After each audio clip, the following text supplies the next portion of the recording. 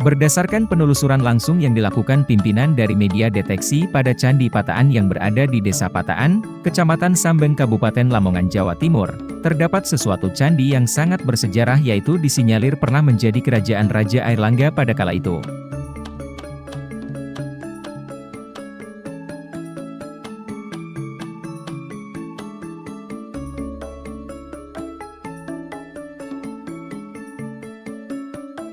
Situs Candi Pataan tersebut ditemukan pertama kali oleh seorang ahli sejarah yaitu Priyo pada sekitar tahun 2010. Saat itu, bermula dari pria yang akrab disapa Cak Priyo sangat penasaran dengan situs prasasti Pataan yang berada di Museum Nasional Indonesia. Kala itu Cak Priyo merasa sangat penasaran karena prasasti tersebut berketerangan berasal dari Surabaya dan Cak Priyo memastikan bahwa di Surabaya sendiri tidak ditemukan suatu tempat atau wilayah yang menggunakan nama Patakan.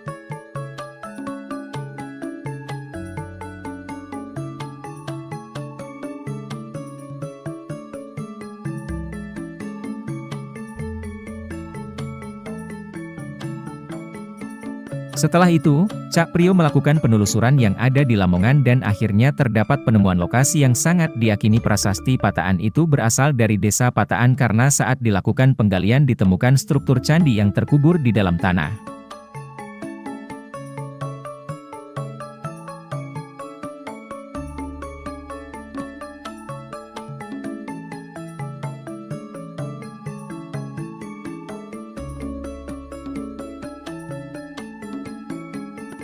Selain Cak Priyo sebagai penemu Candi Pataan, warga Desa Pataan juga memberikan keterangan langsung kepada deteksi bahwasanya memang dari dulu kala warga Desa Pataan juga sudah meyakini bahwa di tanah tersebut memang ada candinya. Akan tetapi warga tersebut tidak berani melakukan tindakan penggalian dikarenakan tempat tersebut diyakini oleh warga sebagai tanah yang sakral.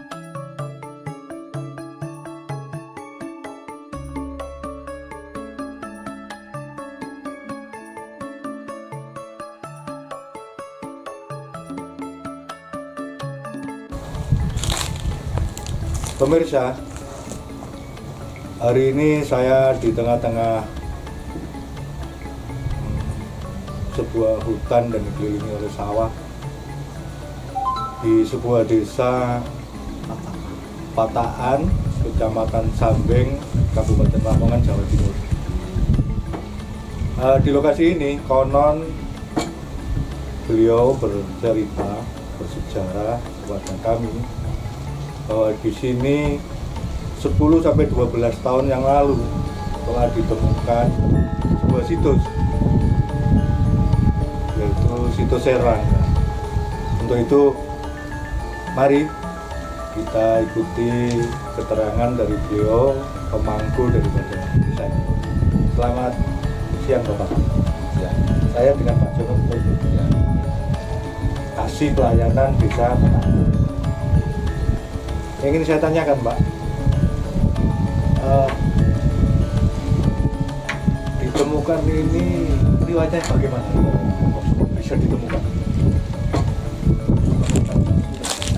Dan orang-orang sini sebenarnya peninggalan sudah ada sejak dulu. Cuma kan terlalu lebat hutannya dan mitosnya nggak ada yang berani ke situ. Setelah itu ada seorang dari nama Pak Priyo dari Lamongan juga, itu tanya setiap kesini tuh sudah berkeliaran terus, tanya kepada warga sini, tanya gimana Anda cari, tapi orang sini tuh nggak berani mengatakan karena itu dikeramatkan Pak, dan nggak ada yang berani mengatakan ini candi gitu, sudah nggak berani bilang. Tapi namanya ini beda nama candi. Setelah itu tiba-tiba dia nggak sadar menemukan di situ, entah kenapa kok tiba-tiba tahu. Setelah itu tahun 2012. Lalu kok saya mendengar bahwa ada satu candi yang dibawa ke Jakarta, itu apa bentuknya, apa?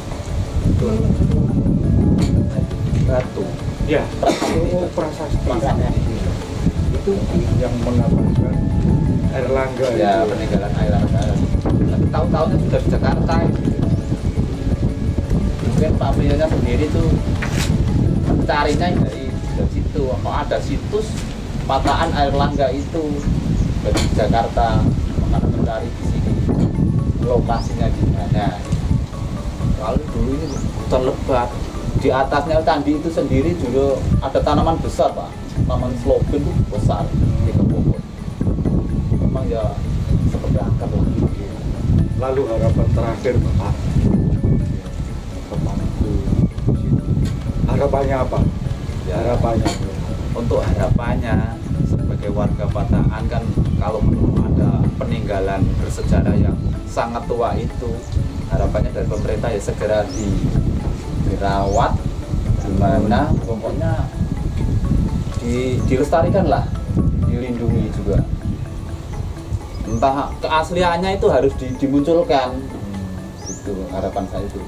Bukan dibangun secara modern enggak, seperti dulu aja gimana. Maksudnya dikembalikan Ya, sesuai dengan asalnya. misalnya sebenarnya nanti kan semua orang tahu, oh sebenarnya zaman Airlangga itu seperti inilah peninggalannya, seperti Candi Borobudur kan seperti ini, Mojopahit seperti ini, ciri khasnya masing-masing sendiri-sendiri. Nah harapannya seperti itu kan. Jadi tahu nanti dari pendidikan sekolahan datang ke sini sudah tahu, oh ini peninggalan Airlangga. Namanya kan seluruh dunia tahu Airlangga, tapi situsnya di sini ada tapi belum di apa namanya itu dinamakan yang situs yang ya kekinian. sebesar Ya. namanya sampai mendunia, tapi kok seperti itulah Mas Yan.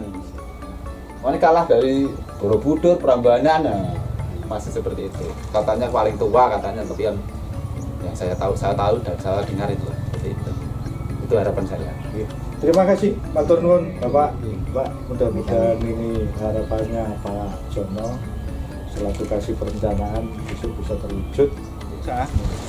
Menurut keterangan beliau dan para bapak yang ada di lokasi ini, saya berada di titik pintu masuk daripada situs yang berada di lokasi ini.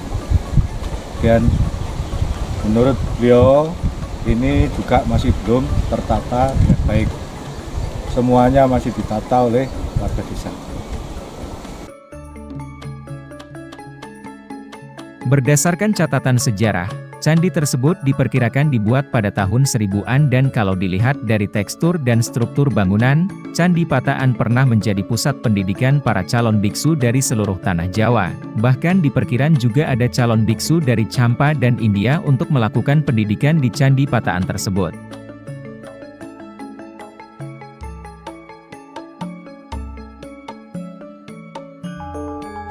Selain terdapat beberapa bangunan candi, terdapat pula pesarean dari Raja Airlangga yang ada di lokasi tersebut, serta terdapat sumber mata air yang sangat jernih dan segar yang tepat di depan Candi Induk Pataan. Konon, menurut warga bagi siapa saja yang mempunyai niatan untuk menjadi seorang pemimpin itu harus meminum sumber mata air tersebut agar hajatnya dipermudah oleh Tuhan Yang Maha Esa berkah dari meminum air tersebut. Banyak para calon pemimpin yang ingin meminum air dari sumber tersebut, ketika sudah minum dan hajatnya sudah terkabul jadi pemimpin. Banyak dari mereka yang tidak berkunjung ke sini lagi, tutur salah seorang warga.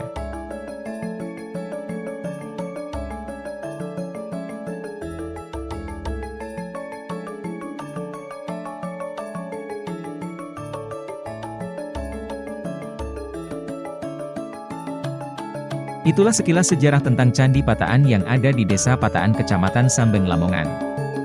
Jadi intinya warga Lamongan harus bangga akan sejarahnya karena Lamongan memang punya sejarah panjang Nusantara. Selain adanya Candi Pataan yang menjadi pusat kerajaan Airlangga pada kala itu, Lamongan juga mempunyai cerita Mahapatih Gajah Mada yang masa kecilnya hidup di Lamongan.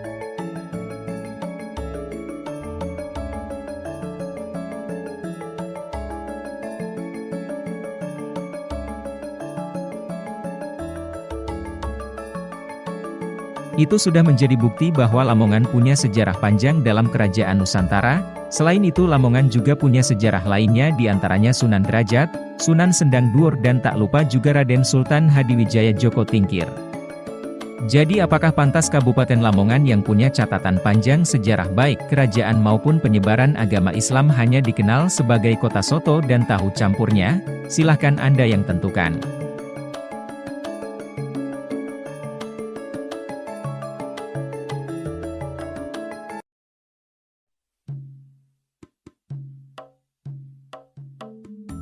Demikian yang dapat kami laporkan.